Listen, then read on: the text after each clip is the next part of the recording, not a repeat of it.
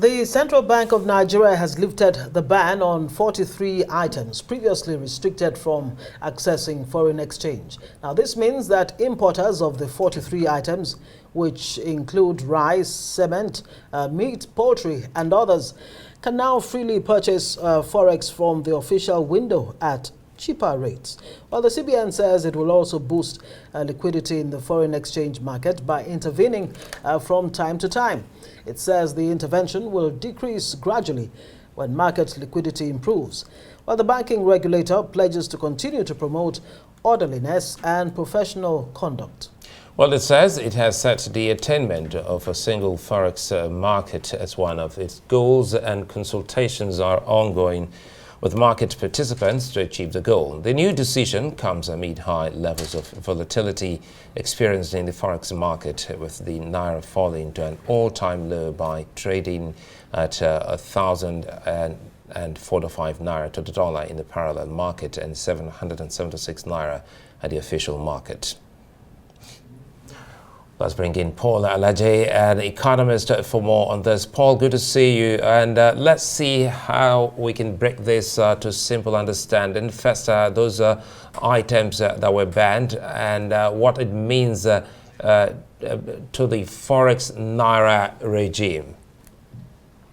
That circumstance, because a lot of people did calculations of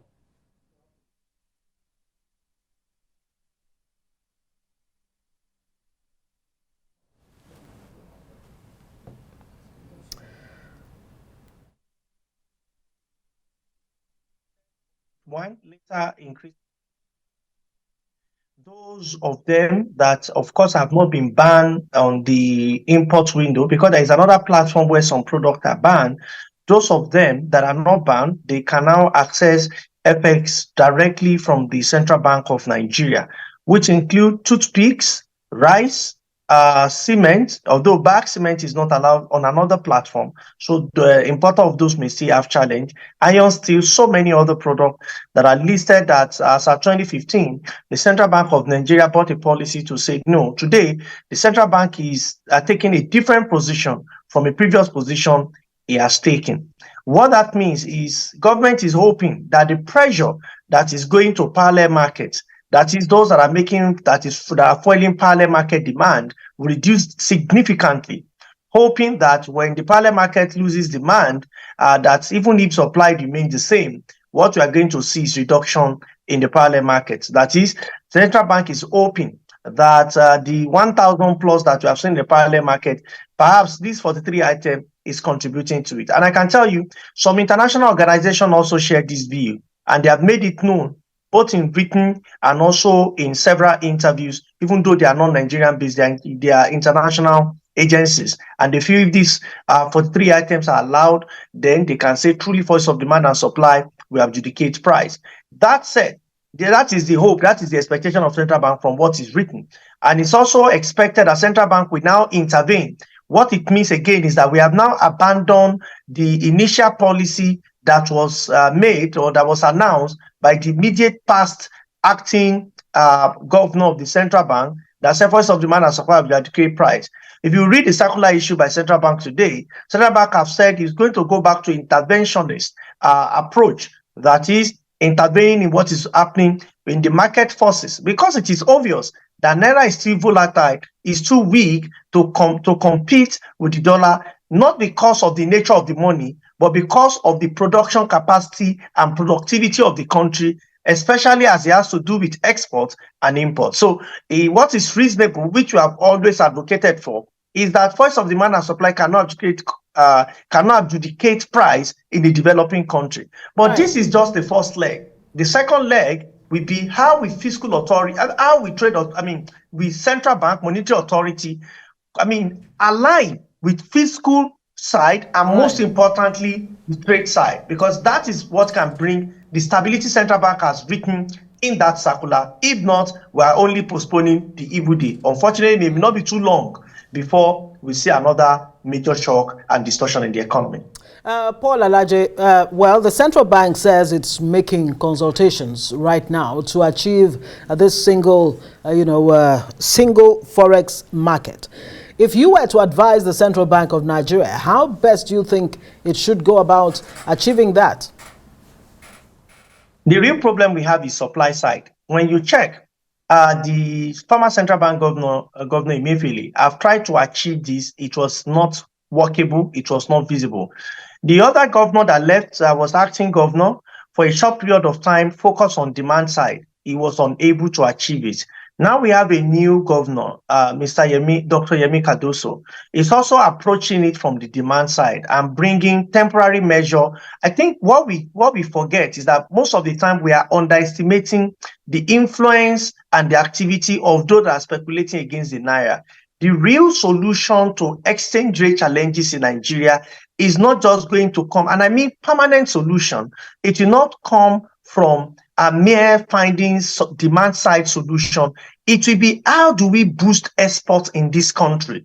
How do we change orientation from those in primary, secondary school into production, into output, and not just what we can consume in Nigeria, but what we can sell to other countries of the world?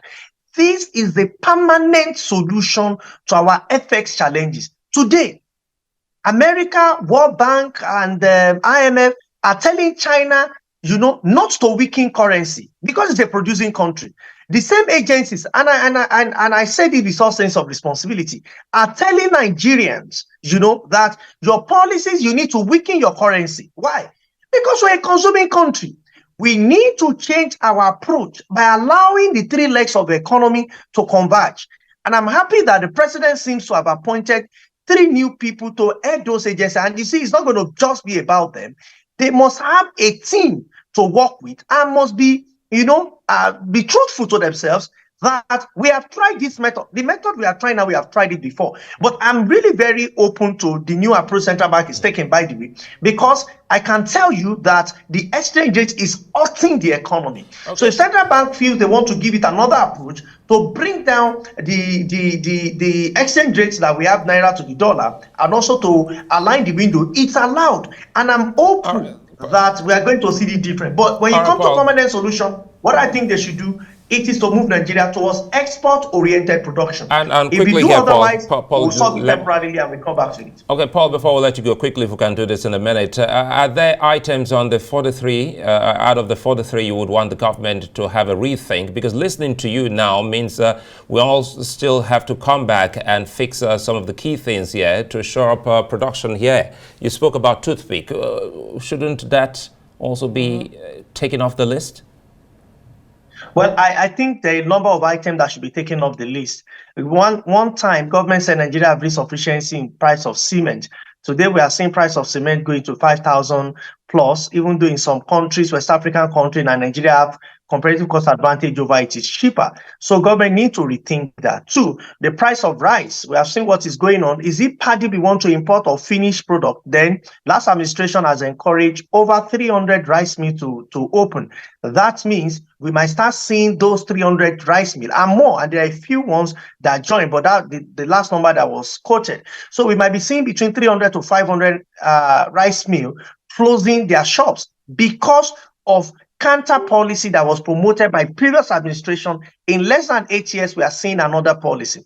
We have also seen quite a number of other policies that has to do with iron, steel, and so on and so forth. That government is saying now you can access FX. It's not that they cannot buy before now, but they cannot buy from the official window. So it's going to be cheaper for them to import. Remember that all of this is to buy FX to import into Nigeria, not to buy FX to sell. So we need to look at it. Are we opening for those who need raw materials to import? Again, what happens to the backlog of those that we have had over the years? I am very hopeful that Mr. Cardoso, we work with his team, and most importantly, not work in isolation. As monetary authority we saw in the last dispensation, we're going to see that convergence in policy this time, from fiscal to trade, and most importantly, monetary authority for stability of naira, for the growth of the economy, and significant reduction in inflation. All right, Paul Alaje, thank you very much for joining us on Newsnight tonight.